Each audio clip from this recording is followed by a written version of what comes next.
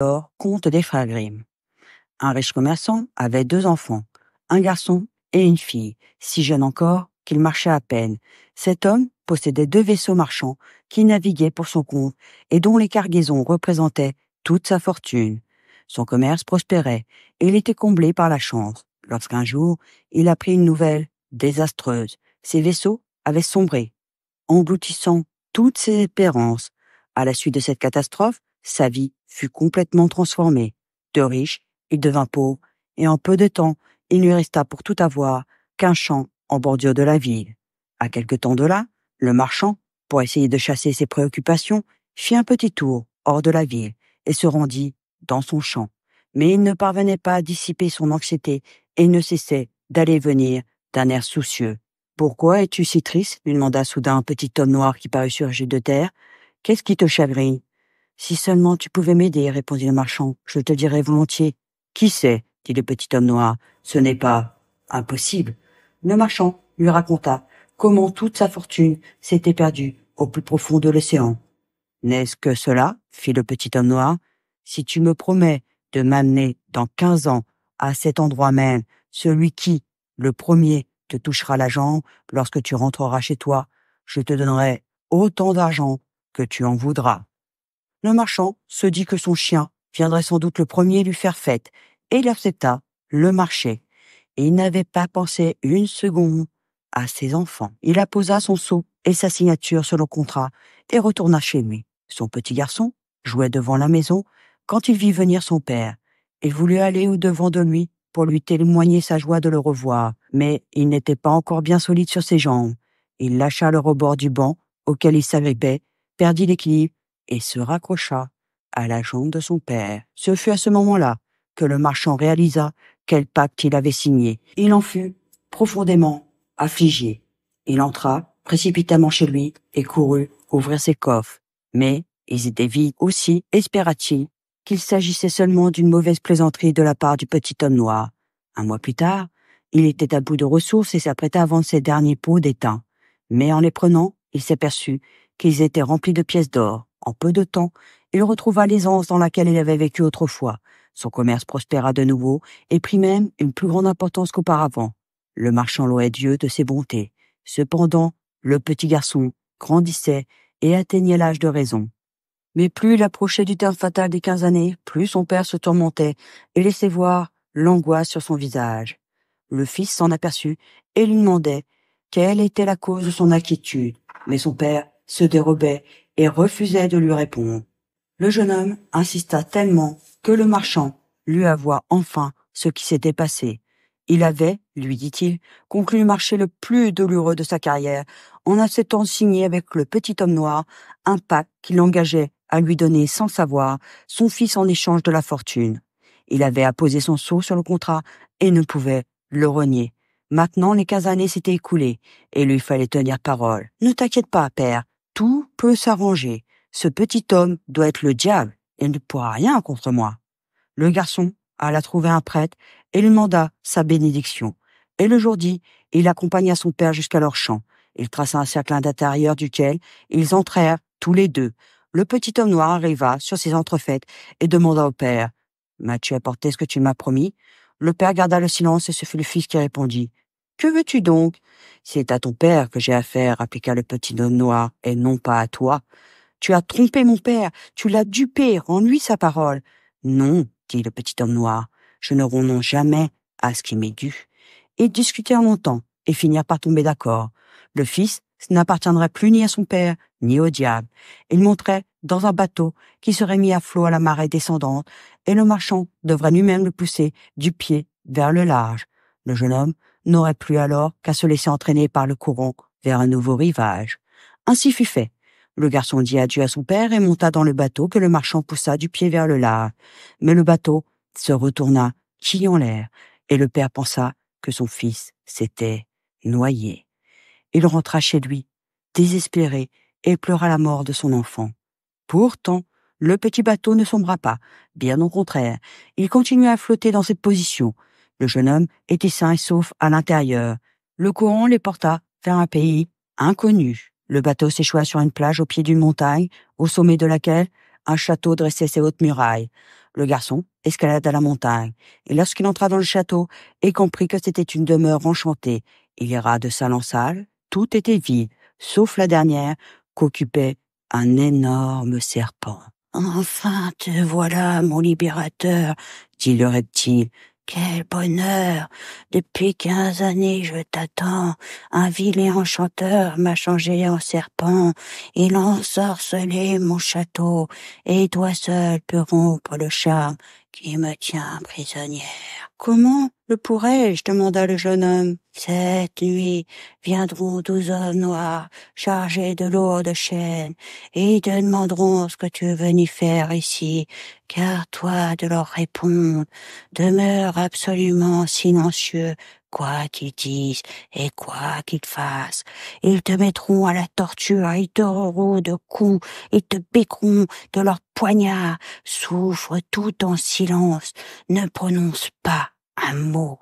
Ils s'en iront à minuit, mais demain soir, il en viendra encore 12 autres, et la troisième nuit seront 24, et cette fois-là, ils te couperont sa tête. Mais à minuit, ce soir-là, leur pouvoir s'évanouira, et si tu as tout supporté, sans prononcer une seule parole, sans pousser un seul cri, alors je serai délivré.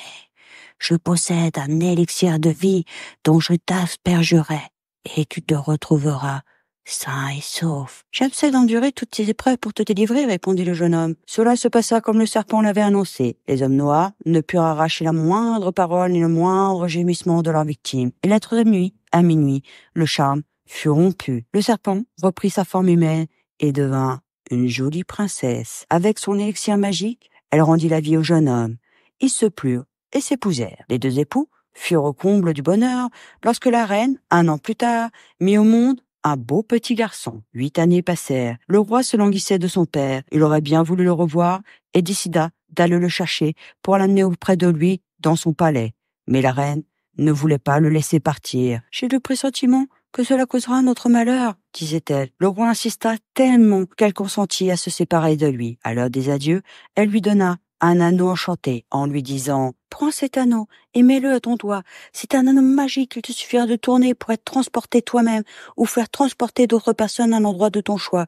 Mais promets-moi de ne jamais t'en servir pour me faire venir à mon tour chez ton père. » Le roi s'y engagea, enfila l'anneau à son doigt et souhaita être devant la porte de la ville où habitaient ses parents. Son vœu fut exaucé à l'instant même, et le roi se trouva au pied des remparts dans cette ville.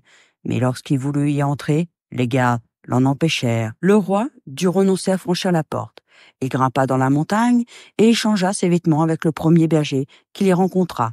Il put ainsi pénétrer sans encombre dans la ville. Lorsqu'il arriva chez ses parents, personne ne voulut le reconnaître. Il eut beau affirmer qui il était, on ne le crut pas. Le marchand déclara qu'il avait bien eu un fils, mais que celui-ci était mort noyé depuis longtemps. Cependant, puisqu'il était un pauvre misérable berger, on lui ferait servir une bonne assiette de soupe. Mais le soi-disant berger insista. « Je suis bien votre fils, » dit-il à ses parents. « Mon corps ne porte-t-il aucune marque particulière qui vous permettrait de me reconnaître ?»« Si, » dit la mère. « Notre garçon avait une petite tache de naissance sous le bras droit. On aurait dit une framboise. » Le berger retroussa sa manche, et tous purent voir la tache. Les parents ne doutèrent plus alors que ce fut bien là leur fils.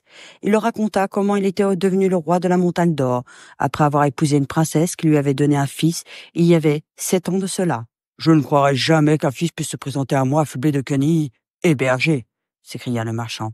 Furieux de voir son père incrédule, le roi oublia sa promesse et, tournant son anneau, il souhaita la présence de la reine et de leurs enfants à ses côtés. Au même instant, ils apparurent, mais la reine se lamentait et elle lui reprocha d'avoir manqué à sa parole, ce qui, dit-elle, leur porterait malheur. « Si j'ai agi ainsi, » lui répondit le roi, « c'était sans mauvaise intention. Pardonne-moi, j'ai été étourdi, et il ne faut plus m'en vouloir. » Et il fit mi-gentillesse à son épouse qui parut réconfortée. Mais au fond de son cœur, elle lui gardait rancune. Le roi emmena sa femme et son fils en dehors de la ville pour leur faire voir le champ qui était l'origine de toutes ces aventures. Puis, il leur montra l'endroit du rivage d'où il était parti en bateau. Il était maintenant fatigué et désirait prendre un peu de repos. « Asseyez-vous par terre, dit-il à sa femme. Je suis las et je voudrais dormir, la tête sur tes genoux. » Il se mit assis et elle lui caressa les cheveux jusqu'à ce qu'il s'endormit. Alors, tout doucement, La reine retira l'anneau du doigt de son époux et, sans le réveiller, parvint à se lever. Elle lui glissa sous la tête l'un de ses souliers, prit son enfant dans ses bras et souhaita se retrouver dans son château. Lorsqu'il s'éveilla, le roi vit qu'il était seul et abandonné. Sa femme était partie avec son fils et elle avait emporté l'anneau, ne lui laissant que son soulier. « Je ne peux vraiment pas retourner chez mes parents, se dit-il. Ils me prendraient pour un magicien. Il ne me reste plus qu'à partir à pied pour mon royaume. » Le roi marcha longtemps et finit par arriver au bas d'une montagne devant laquelle 3 géants se querellaient. Ils n'arrivaient pas à se mettre d'accord sur la meilleure façon de partager l'héritage de leur père. Lorsqu'ils le virent, ils lui dirent que les petits hommes ont parfois l'esprit habile et qu'ils devaient les aider à s'entendre. L'héritage se composait d'une épée, d'un manteau et d'une paire de bottes. Celui qui brandissait l'épée n'avait qu'à dire « Toutes les têtes par terre, sauf la mienne !» Et instantanément, ceux qui l'entouraient gisaient décapités. Celui qui mettait le manteau sur ses épaules devenait invisible. Et lorsqu'on enfilait les bottes, elles vous transportaient immédiatement où vous vouliez. « Donnez-moi les 3 lots, dit le roi aux géants. Je veux d'abord me rendre compte de leur pouvoir. » Les géants lui donnèrent le manteau. Et dès qu'il l'eut mis sur ses épaules, il devint invisible. « Ce manteau est réellement efficace, dit-il en l'ôtant. Maintenant, passez-moi l'épée. » « Sûrement pas, répondit les géants. Nous ne la confierions à personne. Il suffirait que tu dises toutes les têtes par terre sauf la mienne pour que nous soyons décapités et tu aurais alors l'épée pour toi seul. Tout de même, ils lui proposèrent d'en essayer le tranchant sur un arbre s'il s'engageait à ne pas prononcer la formule magique.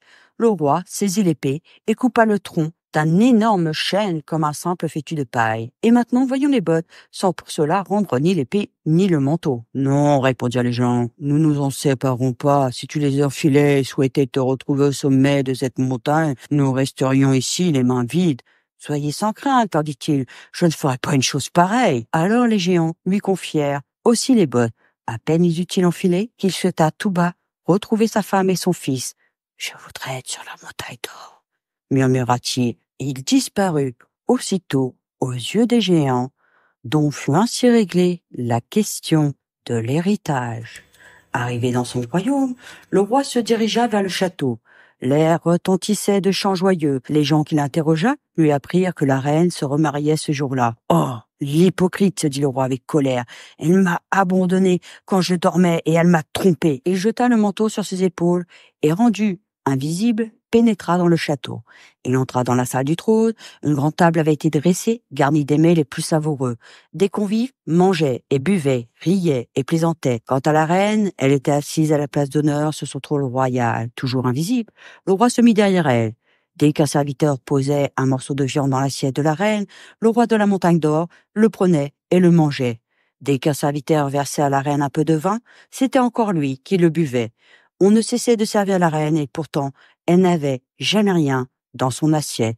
Tout disparaissait au fur et à mesure. La reine s'en aperçut. Elle en fut troublée et la honte l'envahit tout à coup. Elle se crut punie par le ciel pour sa trahison. Elle se leva, gagna sa chambre et se mit à pleurer. Le roi de la montagne l'avait suivie. « Est-ce le diable qui me tourmente de la sorte? Mon libérateur ne reviendra-t-il jamais ?» Alors, il la frappa au visage en disant « Ton libérateur, il est là, traîtresse. Avais-je mérité cela de ta part ?» Il ôta le manteau et redevint visible. Il retourna alors dans la salle du trône et cria « Les noces sont terminées. Le véritable roi est de retour. » Les rois, les princes et les conseillers assemblés là se mirent à rire. Voyant cela, il leur dit d'une voix brève « Allez-vous sortir, oui ou non ?» Mais comme il se rouait sur lui pour l'empoigner, il tira son épée et dit « Toutes les têtes par terre, sauf la mienne !» Alors, toutes les têtes roulèrent par terre, et il resta maître du terrain et reprit possession de son royaume. Merci de m'avoir écouté, et on se retrouve bientôt pour de nouvelles aventures.